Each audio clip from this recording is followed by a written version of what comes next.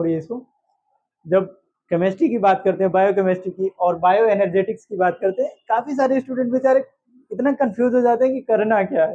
अरे भाई किस बात की कंफ्यूजन है, बायोकेमिस्ट्री ही तो है, बायो एनर्जेटिक्स ही तो है। ये ऐसा टॉपिक तो है नहीं कि पढ़ा नहीं जा सकता। बहुत सारे लोगों ने पढ़ा है ना इसके बाद, इसके पहले। तो भाई जब पढ़ाया, लोगों ने पढ़ा है, तो आप भी पढ़ सकते हो आराम से। इम्पॉसिबल जैसी कोई चीज़ है यहाँ पे? कुछ भी नहीं है ना। Impossible says that I am possible.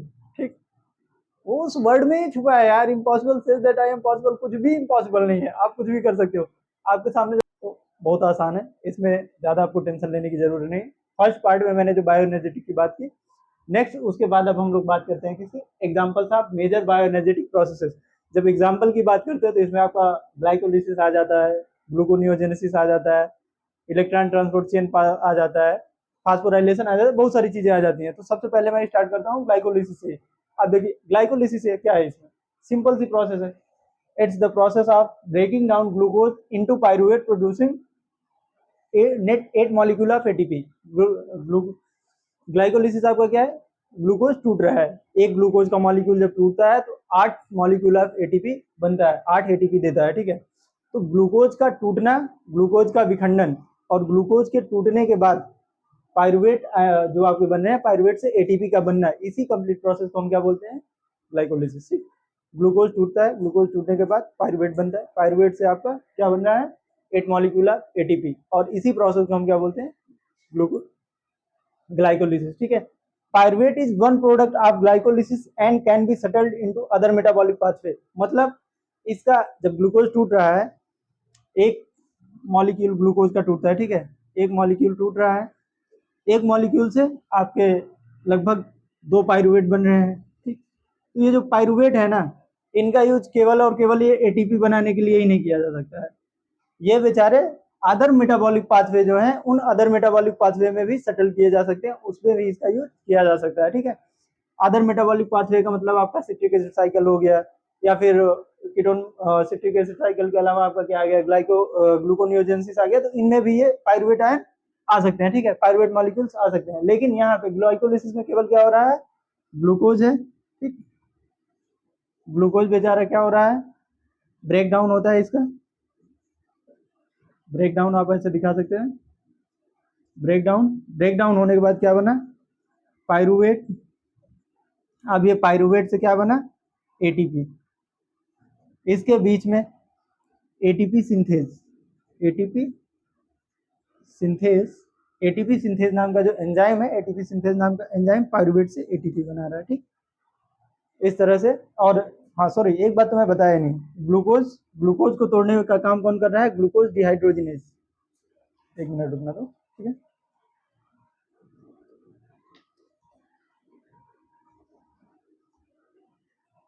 ऐसे सिंपल सा आप बना सकते हैं, ग्लूकोज, ग्लूकोज डिहाइड्रोजिनेज।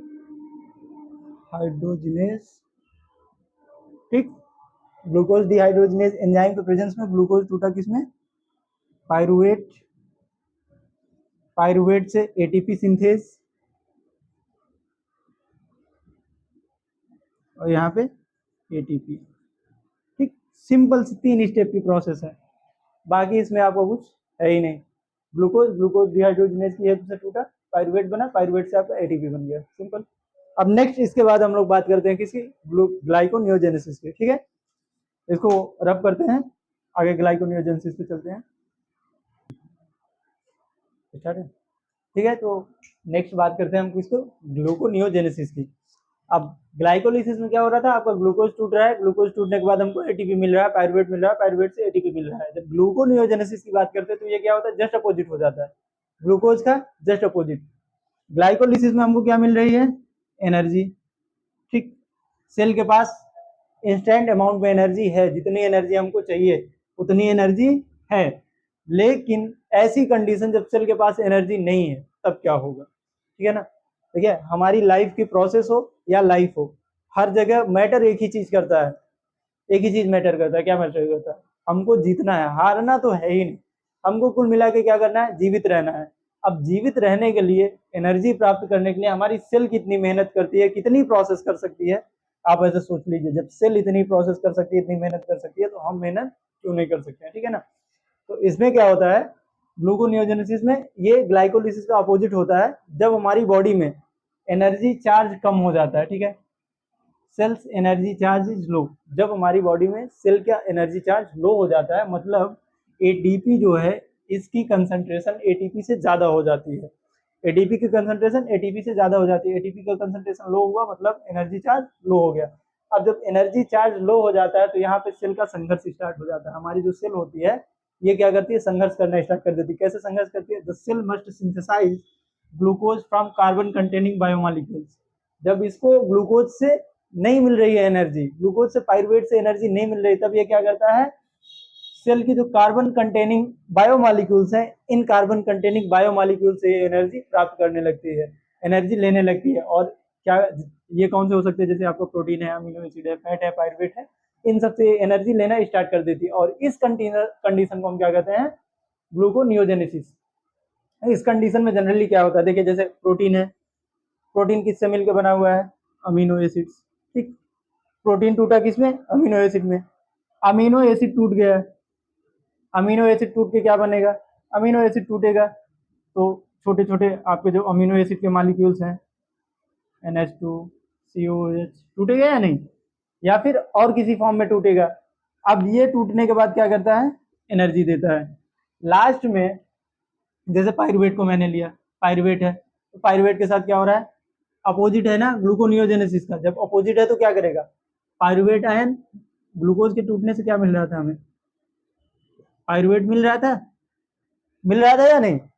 तो यहाँ पे पायरुवेट क्या करेगा, पायरुवेट टूटेगा नहीं, बल्कि पायरुवेट एक दूसरे के साथ जुड़ जाएंगे, पायरुवेट एक दूसरे से जुड़ेंगे और जुड़ के क्या बना देंगे, ये ग्लूकोज। अब ये ग्लूकोज जो है ये एटीपी देगा हमें, ये स्टोर फॉर्म में रखा जाएगा, इस तरह से हमारी सेल को एनर्जी मिलेगी। फैट्स टूटेगा, फैट है ये भी टूटेगा, जब फैट टूटेगा, फैट से हमको क्या मिलेगा, ग्लूकोज, ग्लूकोज से हमको क्या मिलेगा, एटीपी। तो इस तरह से बॉडी क्या करती है, सेल क्या करती है, जब सेल का एनर्जी चार्ज लो हो जाता है तो ये बॉडी में जो अदर बायोमोलिक्यूल्स प्रेजेंट होते हैं, उन अदर बायोमोलिक्यूल्स का यूज करती है एज एनर्जी, और इस प्रोसेस को हम क्या कहते हैं, ग्लूकोनियोजेनेसिस। ग्लाइकोलिसिस में क्या हो रहा है, ग्लूकोज टूट रहा है, पायरुवेट बन रहा है, पायरुवेट बनने के बाद हमको क्या मिल रही है, एनर्जी। ग्लूकोनियोजेनेसिस में क्या हो रहा है, हमारी बॉडी जो है, बॉडी में जो सेल है, सेल में एनर्जी चार्ज लो हो रहा है, मतलब एडीपी की कंसंट्रेशन एटीपी से कम हो रही है। जब एटीपी की कंसंट्रेशन कम हो जा रही है, सेल को ज्यादा एनर्जी की जरूरत पड़ रही है, सेल के पास एनर्जी नहीं है, तब सेल क्या करेगी, cell must synthesize glucose from carbon containing biomolecules.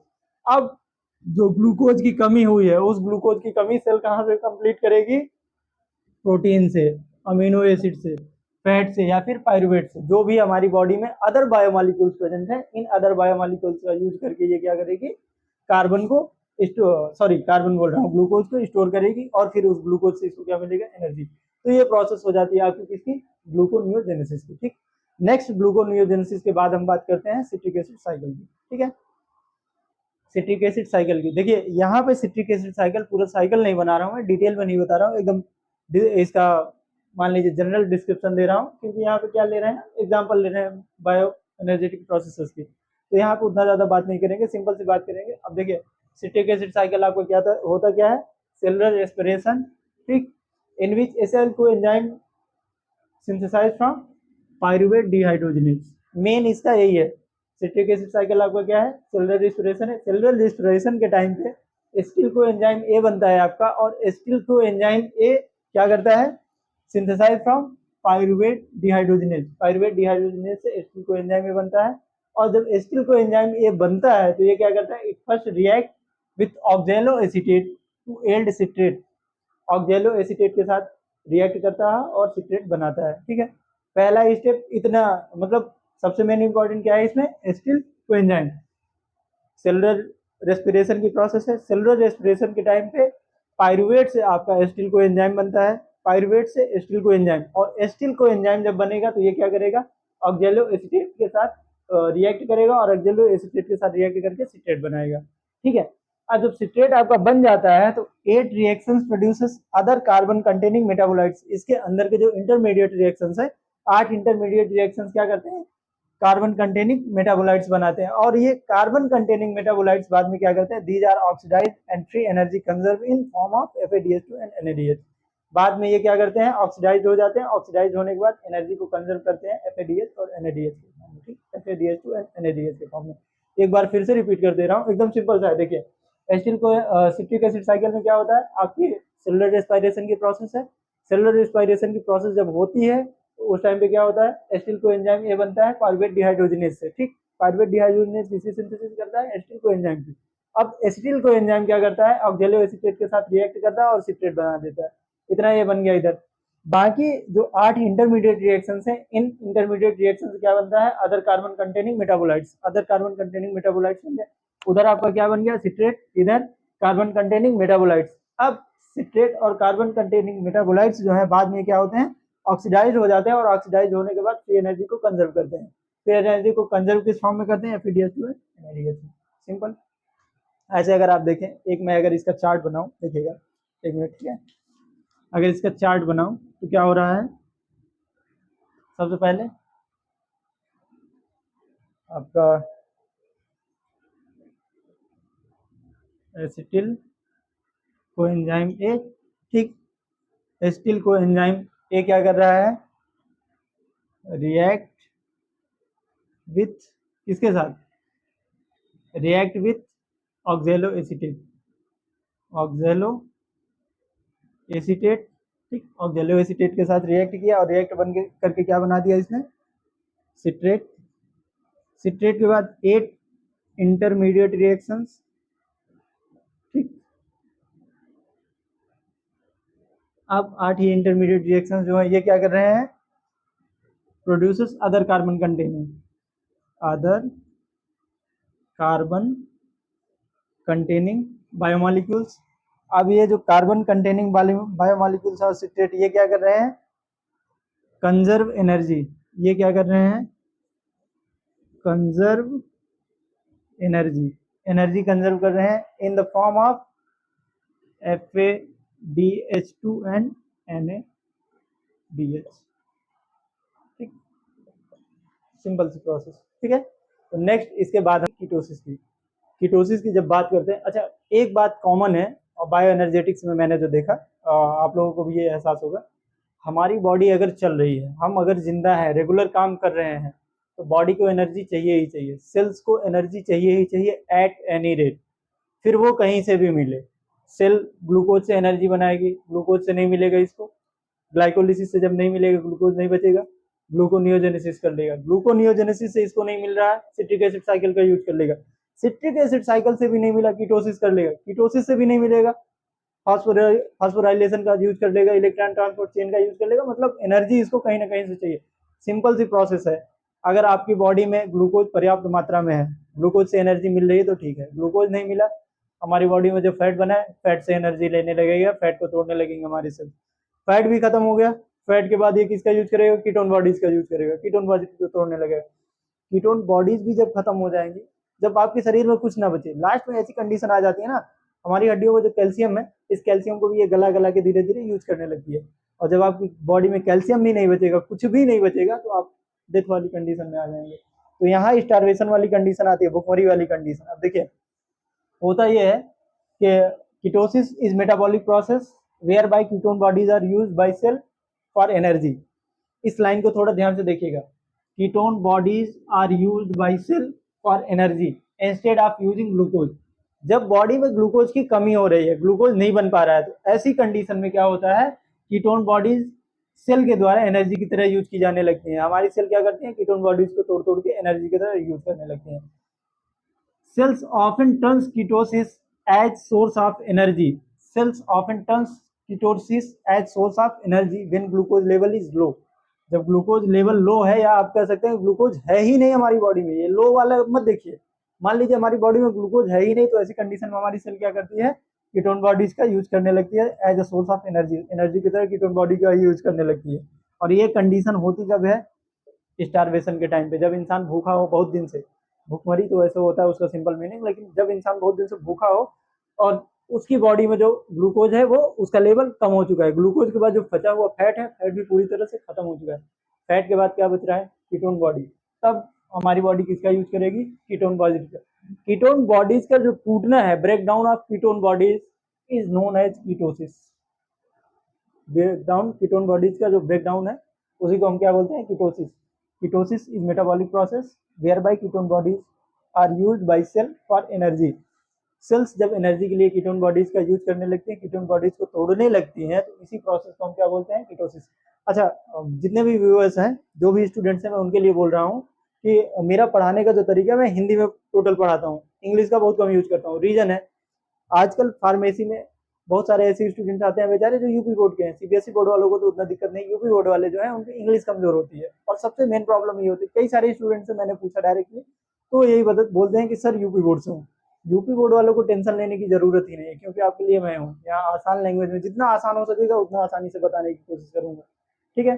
तो नेक्स्ट इसके बाद हम बात करते हैं किसकी, ऑक्सीडेटिव फास्फोराइलेशन और इलेक्ट्रॉन ट्रांसपोर्ट चेन की, ठीक है। ठीक है, तो नेक्स्ट हम बात करते हैं oxidative phosphorylation and electron transport chain की। देखिए, वैसे तो इसकी जब मैं साइकिल पढ़ाऊंगा तो डिटेल में बताऊंगा आपको, लेकिन यहाँ जनरल बता रहा हूँ। ऐसा टॉपिक है जल्दी से स्टूडेंट्स के समझ में नहीं आता, बहुत ही सिंपल है।